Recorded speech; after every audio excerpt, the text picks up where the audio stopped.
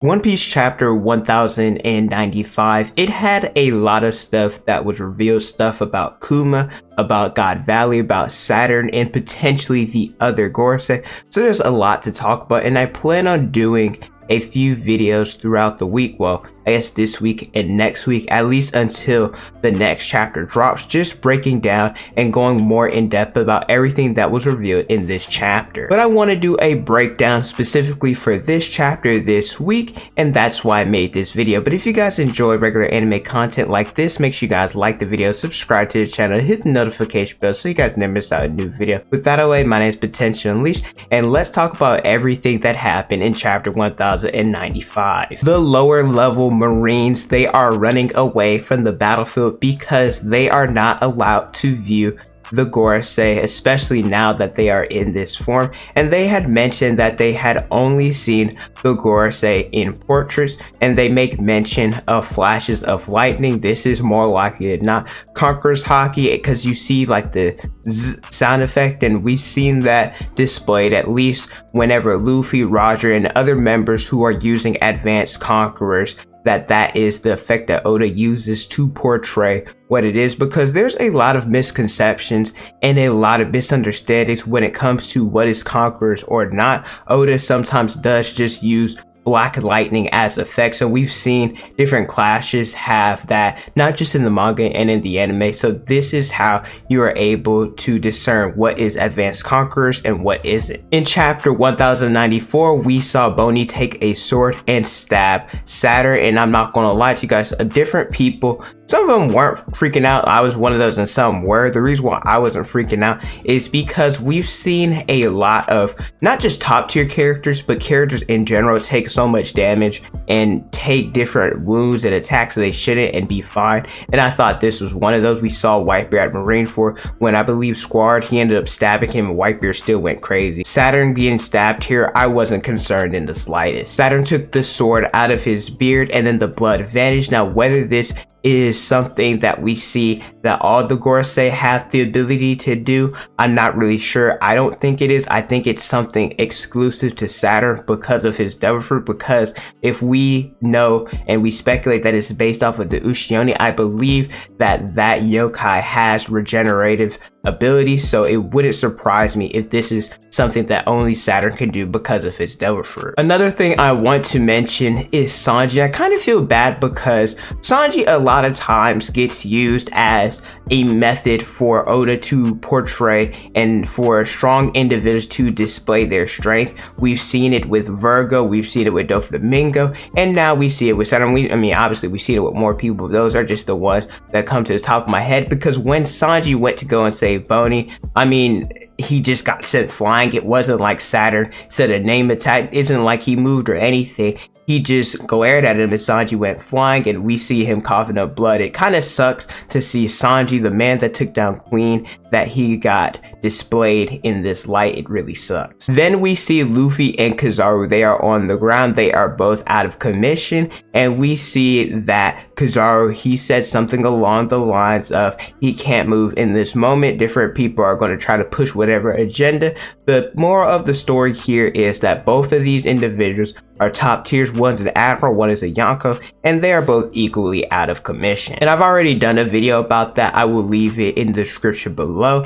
As Saturn notices Luffy is out of commission, he goes and tries to attack him, where Frankie punches him with a strong right in order to get him out of the way. I kind of love seeing the different Straw Hats whenever Luffy is weakened and he is tired, how they try to defend him. Every individual does it, and so seeing Frankie get some shine, I mean, we haven't really seen him do much. I mean, we haven't really seen much of the Straw Hats at all in this arc, but seeing Frankie do something like this, I really enjoyed it. Saturn is talking to Bonnie about her father Kuma, that he is a part of the Buccaneer people, which these individuals stated later by Ivankov that they have Giant's blood within them. This is important for a few reasons, because them having Giant's blood within them makes them really strong. Bonnie, now we did see someone who a lot of people speculate later in the chapter, which is Jenny, to be her mother. I'm I'm not necessarily sure if it is or isn't. I'm one of those people that believe it could potentially be her, but whether or not that her mother in Jenny, we're gonna just say that it is her.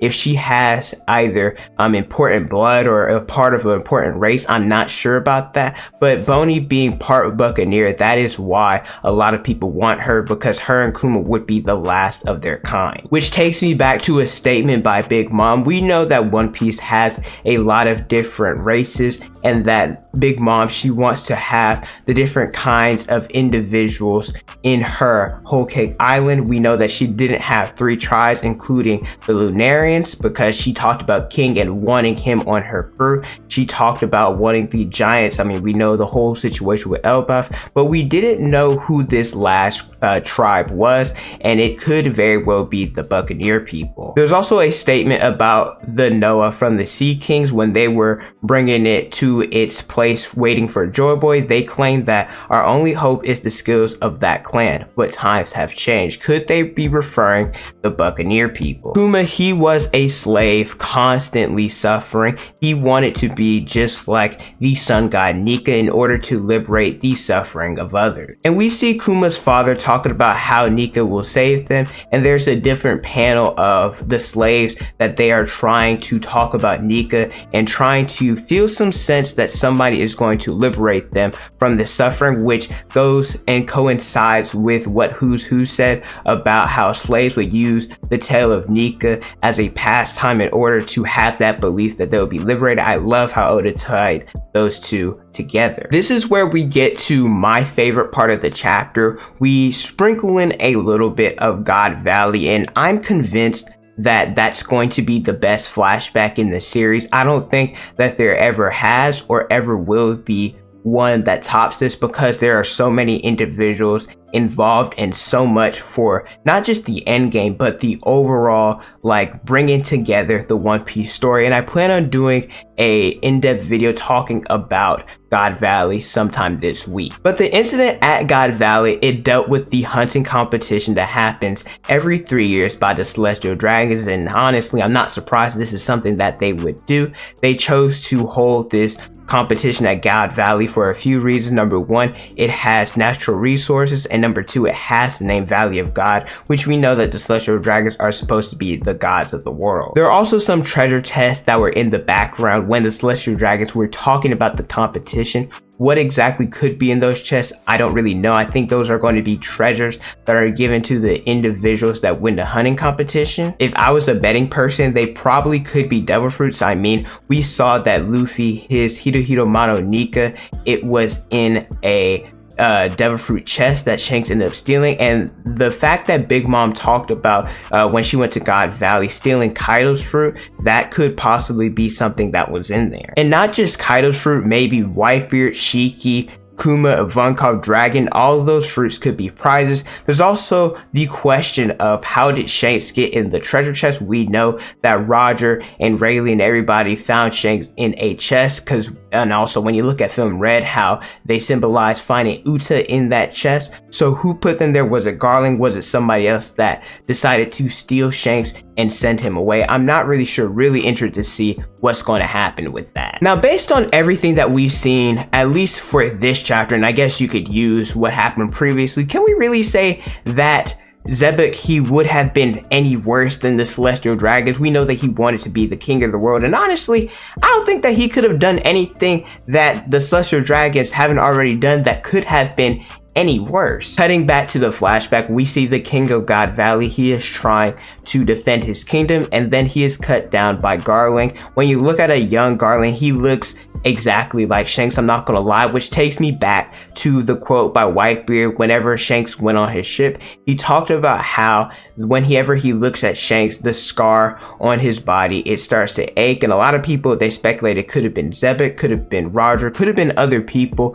but now that we see a young Garling, more likely than not, it was him. As Kuma was trying to escape, he got recaptured and beaten up by other slaves, and this is where we see Ivankov and Jenny Ginny, she was eating just like Drury Boney, and she looks exactly like her, at least a young Boney, and this is why a lot of people are speculating that that is her mom. This is also where Ivankov and Kuma meet. We know that these two have history and that they joined the Revolutionary Army together, so it would make sense why Ivankov was so worried and concerned about Kuma at Marineford. And what I want to know is, based off of everything that we've seen in Kuma's flashback so far, him being such a kind-hearted person, him being a slave, what did he do either at God Valley or anything after this that gave him the title of Tyrant? The thing that stood out to me the most in this chapter was definitely what we got, the snippets of God Valley. I'm really excited to see the entirety of the flashback. There are so many characters that are involved, and some